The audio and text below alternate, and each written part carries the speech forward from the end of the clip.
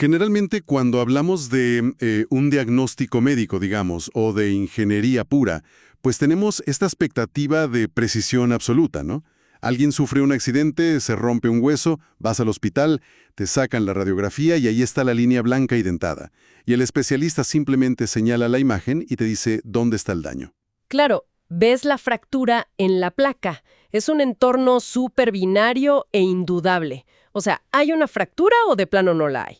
Y a ver, el sistema legal tradicional se construyó exactamente sobre esa misma premisa de tangibilidad. Todo lo que puedes tocar. Exacto. Documentos impresos en papel, firmas con tinta, cerraduras forzadas, la propiedad física. Porque al cerebro humano, pues, le gusta procesar la justicia cuando el daño es visible, cuando lo tienes enfrente. Pero, al entrar al territorio de los ciberdelitos, la violencia digital y todo el tema de buscar justicia en este entorno en México, esa máquina de rayos X se descompone por completo. La evidencia se vuelve invisible, las identidades son supermaleables y el panorama legal, pues, se vuelve francamente pantanoso. Sí, se vuelve muy complejo. Y justo el objetivo de esta inmersión profunda no es generar alarma ni, ya sabes, plantear escenarios de ciencia ficción. La misión de este análisis, para quienes nos escuchan, es desmitificar la idea de que la ciberseguridad requiere conocimientos avanzados de programación o ser un genio de las computadoras. Queremos ofrecer una ruta de acción clara, humana y jurídicamente útil. Totalmente. Y digo, revisando a fondo el Código Penal Federal, en conjunto con la Guía de Impunidad Cero y los protocolos recientes de gestión de incidentes, pues surge un patrón muy interesante que cambia las reglas del juego. A ver, ¿cuál es ese patrón? Pues que ante la inmaterialidad de la evidencia, o sea, como no puedes tocarla, una reacción estructurada y metódica por parte de la víctima es lo que define la frontera absoluta entre que un caso se archive definitivamente o que haya una recuperación real del daño. 100%. Y para estructurar esa defensa, el primer paso lógico es desmontar este sesgo de cómo imaginamos la amenaza, ¿no? O sea, la cultura popular y el cine nos han vendido esta imagen del perpetrador como un especialista en cuartos oscuros, con una capucha, descifrando códigos complejos y vulnerando firewalls bancarios impenetrables. Sí, el clásico hacker de película. Exacto. Pero la realidad estadística que arroja la información oficial es muy distinta. Los ataques modernos rara vez se basan en fuerza bruta contra servidores corporativos. Se basan casi enteramente en tácticas psicológicas y de ingeniería social. O sea, se ataca a la mente humana, no a la máquina. Es que piénsalo así. La infraestructura tecnológica de cualquier institución financiera moderna es demasiado costosa y complejísima de vulnerar frontalmente. O sea, es infinitamente más barato y fácil explotar el miedo, la urgencia o la confianza de una persona. Y los números respaldan esta migración del crimen, ¿eh? Sí, vi las cifras y están brutales. Están fuertísimas. Se registran más de 8 millones de reclamaciones por fraudes financieros anuales en el país. Y de esos, 7 de cada 10 ocurren exclusivamente en entornos digitales. 7 de cada 10. ¡Wow! Eso nos indica que el robo patrimonial tradicional, el de la calle, digamos, prácticamente ha mudado sus operaciones por completo a la red. Es como un carterista digital, pero en lugar de chocar contigo en el metro, usan el miedo o la urgencia. Exactamente. Como un supuesto cargo de Amazon no reconocido, para hacer que la propia víctima entregue su cartera voluntariamente. Pero el dato que resulta verdaderamente alarmante al revisar estas cifras oficiales es la inmensidad de la cifra negra. Aproximadamente el 97% de los fraudes cibernéticos jamás se denuncian ante una autoridad investigadora. Híjole, 97%. Es altísimo. Es la impunidad total. 9 de cada 10 delitos simplemente se asumen como una pérdida silenciosa por parte de la gente. Y esto se alimenta del diseño mismo de las estafas modernas que, o sea, han evolucionado hacia un engaño hiperdirigido. Ya no es el correo mal redactado del príncipe nigeriano que llega a la bandeja de no deseados. No, para nada. Ahora operan explotando sesgos cognitivos muy específicos. La personalización es el núcleo del fraude contemporáneo. Hablamos de campañas que extraen datos de redes sociales para anular cualquier escepticismo que uno pueda tener. Sí, usan inteligencia de fuentes abiertas, ¿no? Ajá, exacto. Por ejemplo, en las campañas de smishing, que son los ataques a través de mensajes de texto, los SMS, los perpetradores logran falsificar el identificador de origen mediante técnicas de enmascaramiento. O sea, logran que en tu celular aparezca el nombre de tu banco. Sí. Esto provoca que el mensaje fraudulento, donde te advierten sobre un supuesto cargo no reconocido, aparezca en el mismo hilo de mensajes legítimos del banco en el teléfono de la víctima. Entonces el cerebro asume instantáneamente que la alerta es real por su simple ubicación en la pantalla. Esa es una táctica brutal porque literal secuestra la credibilidad de la institución. O sea, si lo veo junto a mis alertas de nómina, pues le creo. Y si sumamos a esto la integración de herramientas de inteligencia artificial, la asimetría técnica se vuelve abismal. Uy, sí, la inteligencia artificial vino a revolucionar esto para mal. Totalmente. La clonación de voz a través de muestras de audio de pocos segundos o la generación de deepfakes en tiempo real logran resultados que son aterradores. Las plataformas de inversión fraudulentas ahora usan videos hiperrealistas de empresarios reconocidos, como Carlos Slim, o figuras políticas avalando rendimientos absurdos. ¿Y la gente cae porque se ven reales? Claro, logran engañar incluso a quienes consideran tener una alta alfabetización digital, porque el cerebro, digamos, no está entrenado para desconfiar de lo que ven los ojos y escuchan los oídos simultáneamente.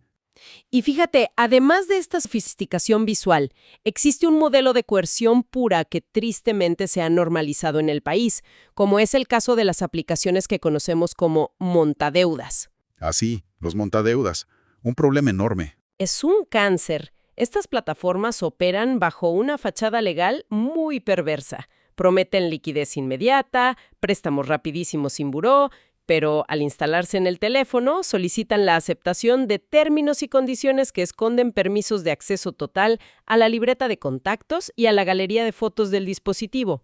O sea, la trampa jurídica radica en que la persona otorgue el acceso voluntariamente, ¿verdad? Exactamente. La gente le da a aceptar sin entender las implicaciones. No están entregando su patrimonio inicialmente. Están entregando su información privada para ser sometida, junto con toda su red familiar y laboral, a un ciclo de hostigamiento y extorsión sistemática, cuando los intereses, pues, se vuelven impagables en cuestión de días. Lo cual nos empuje hacia otra dimensión crítica de este análisis, demostrando que el ciberdelito, pues, no se limita nada más al dinero o al patrimonio, sino que atenta de forma directa contra la dignidad y la integridad emocional de las personas. Sí, el daño psicológico es fuertísimo. Y la documentación académica que revisamos sobre la violencia digital en México refleja cómo el espacio virtual se convirtió súper rápido en un acelerador y un amplificador de la violencia de género histórica. El daño en la red, por su naturaleza, adquiere esta cualidad de perpetuidad digital. O sea, una vez publicado un material, el rastro es casi imposible de borrar. Es una pesadilla para quienes lo sufren. Y aquí es vital mencionar que el activismo de Olimpia Coral Melo y de múltiples colectivas feministas, pues transformó el paradigma jurídico nacional precisamente por este factor, ¿no? Sí, la famosa Ley Olimpia. Exacto. Antes de la Ley Olimpia, el sistema penal en México no consideraba la difusión no consentida de material íntimo como una agresión grave. Asumían erróneamente que, pues, al no haber daño físico, no había delito severo. Pero el logro histórico fue demostrar ante los legisladores que la violencia digital genera secuelas completamente tangibles en el mundo real. Destrucción de fuentes de empleo, problemas de salud mental. Sí, crisis documentadas de salud mental, ideación suicida y el aislamiento social brutal de las víctimas. Y el paradigma legal tuvo que aceptar, a fuerza de pura presión social, que lo virtual es real. O sea, se logró materializar consecuencias penales severas. Y hoy en día observamos sentencias de hasta 8 años de prisión por lucrar y almacenar contenido íntimo sin consentimiento en distintas entidades del país. Es un avance gigantesco, la verdad. ¿Lo es? Entonces, pues el abanico de amenazas es inmenso y abarca la totalidad de la vida de una persona. Y ante este espectro de amenazas, existe un momento crítico, un punto de inflexión donde la respuesta emocional y visceral del ser humano colisiona directamente con el rigor técnico del protocolo forense, y a esto le llamamos el minuto cero. Uy, el minuto cero. Ese minuto determina la viabilidad de absolutamente todo el proceso. Y paradójicamente, las guías de intervención coinciden en que lo más urgente en ese momento es dominar lo que no se debe hacer. ¿Qué es lo que hace la mayoría por instinto? Pues mira, el impulso natural ante el descubrimiento de una vulneración de tu dinero o de tu privacidad, primero es la rabia, ¿no? Seguida de un intento desesperado por cerrar inmediatamente todas las puertas digitales. Y pensando en esa contención de daños, digamos, la trampa psicológica es muy evidente. Porque si una persona observa un desfalco en su cuenta bancaria o descubre que su información fue filtrada, el instinto grita que se debe confrontar al atacante. Reclamarle, insultarlo, ¿no? O por el contrario, que se deben desinstalar las aplicaciones bancarias y borrar los chats de WhatsApp por puro pánico. Sí, la gente piensa que borrando la app se interrumpe el acceso del criminal. Exacto. Pero analizando el Protocolo Nacional Homologado de Incidentes Cibernéticos, resulta que esa reacción instintiva de hacer una pausa, o más bien, de borrar información en lugar de hacer una pausa, es el factor principal que dinamita las investigaciones en los primeros 60 segundos. O sea, ¿por qué hacer una pausa y no borrar absolutamente nada? Es la primera línea de defensa. Porque cada segundo de interacción le da más información al criminal. Sí, pero desinstalar aplicaciones o eliminar conversaciones bajo estrés es el equivalente informático a limpiar con cloro la escena de un crimen antes de que llegue la policía. Literalmente es incendiar la evidencia. Totalmente. A nivel de arquitectura del sistema operativo, cuando se borra un hilo de mensajes en WhatsApp, por ejemplo, no solo desaparece el texto que tú ves en la pantalla. Se están eliminando permanentemente los archivos temporales de caché, los registros de los servidores, las marcas de tiempo y las direcciones de protocolo de Internet. Las famosas IPs. Exacto. Las direcciones IP asociadas a ese intercambio. Se volatiliza por completo la ruta de datos indispensable que la policía técnica necesita para rastrear el nodo de origen desde donde se lanzó el ataque. O sea que aislar el daño requiere de una pausa calculada y muy fría. La regla de oro no es borrar ni reclamarle al estafador, sino cortar el contacto de tajo sin alterar los registros, aislar la interacción. Y bueno, el siguiente paso lógico sería la rotación de credenciales, pero asumo que intentar cambiar contraseñas desde el mismo teléfono que acaba de sufrir un ataque es un error estratégico fundamental, ¿no? Sí, es un error gravísimo. Si el dispositivo tiene una vulnerabilidad persistente o le metieron un código malicioso activo, el atacante tiene visibilidad completa de todo tu proceso de recuperación. Claro, te están viendo teclear. Ese es un punto ciego súper recurrente en el manejo de incidentes. Si existe un malware instalado, digamos como un registro de pulsaciones de teclado, un keylogger, el atacante lee la contraseña nueva al mismo tiempo que tú la estás creando.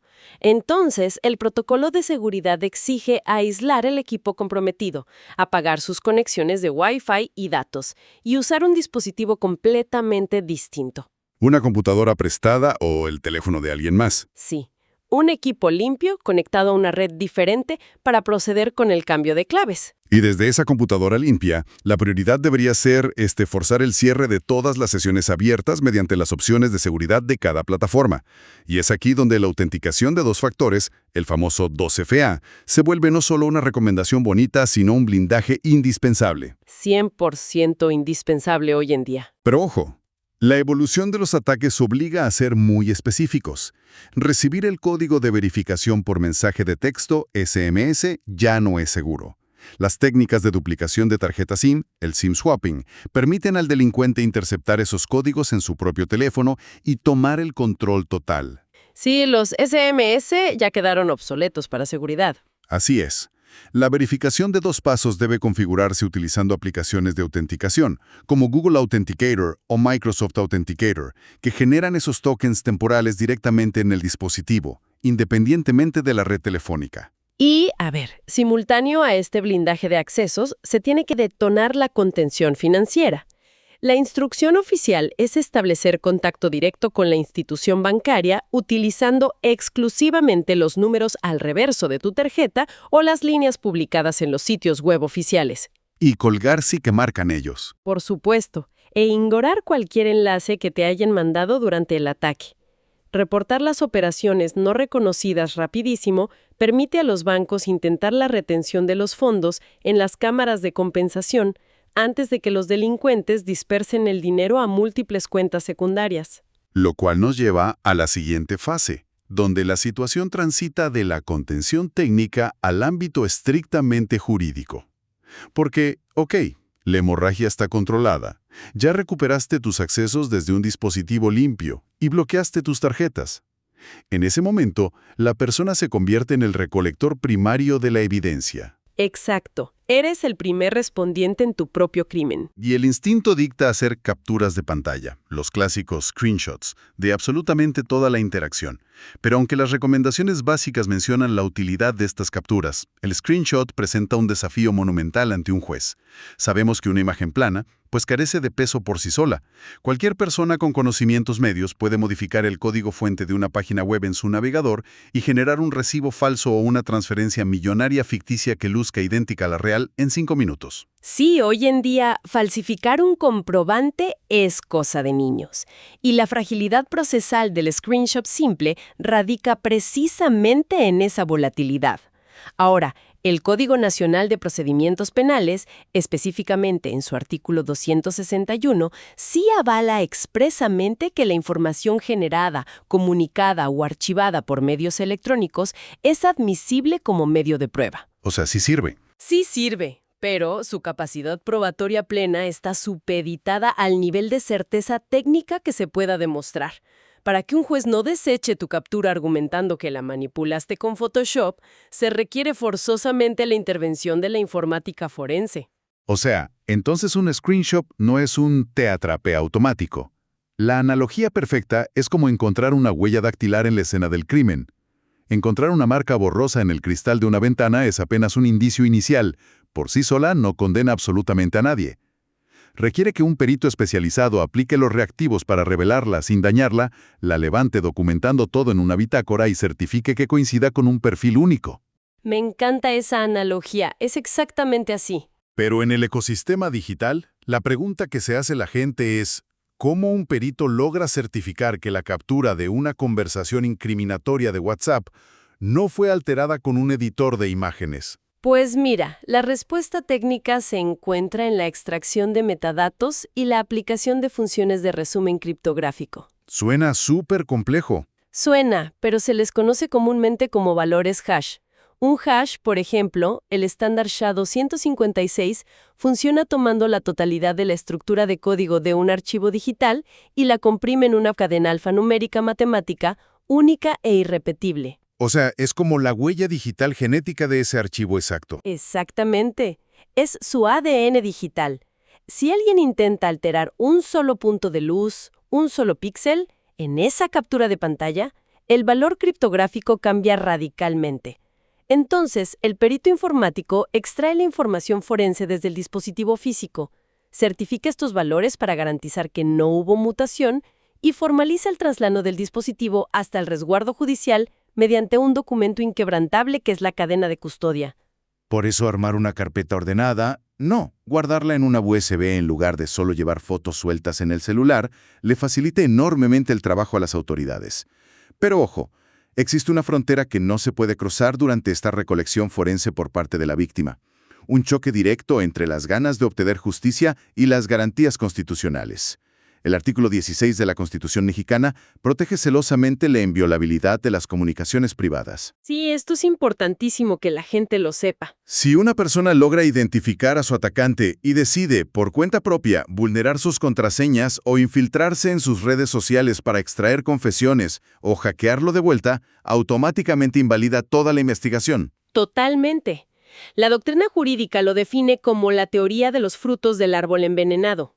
Cualquier evidencia material, por más contundente o incriminatoria que resulte, si es obtenida mediante la vulneración de los derechos humanos de terceros o violando la ley, carece de cualquier valor jurídico.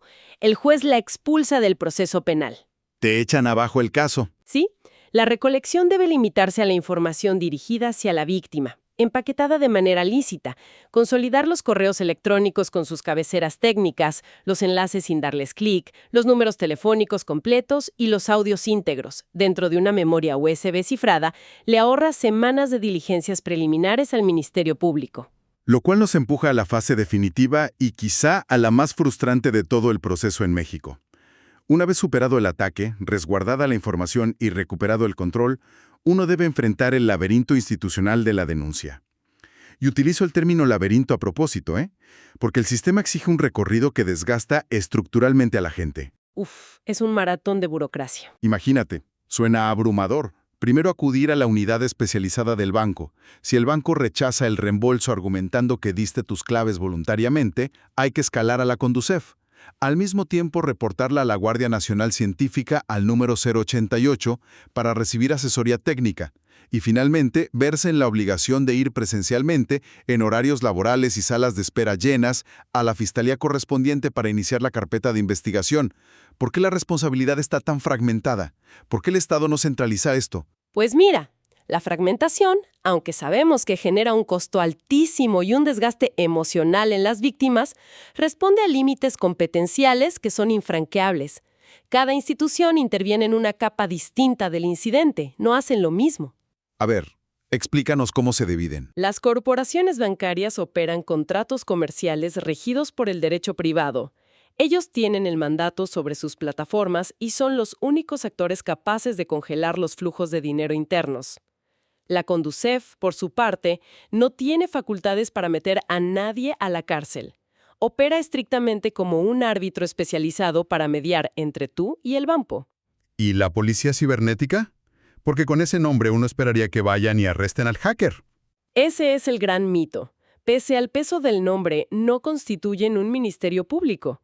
Funcionan como el brazo de inteligencia tecnológica preventiva del Estado. Ellos preservan direcciones IP, emiten alertas tempranas, solicitan dar de baja sitios clonados y elaboran dictámenes técnicos, pero topan con una pared procesal. Operativamente no pueden enviar a un sospechoso a prisión, ni emitir órdenes de captura. Claro, ese es el monopolio ineludible del Ministerio Público. En el diseño de nuestro sistema penal, la Fiscalía es el único órgano del Estado facultado para ejercer la acción penal. Ningún banco, ni siquiera la Guardia Nacional, tiene el marco legal para pedirle a un juez que levante el secreto bancario de una cuenta sospechosa. Exactamente. Ni pueden pedirle a Telcel o a AT&T las sábanas de tráfico telefónico para geolocalizar a un criminal. Solo el Ministerio Público puede.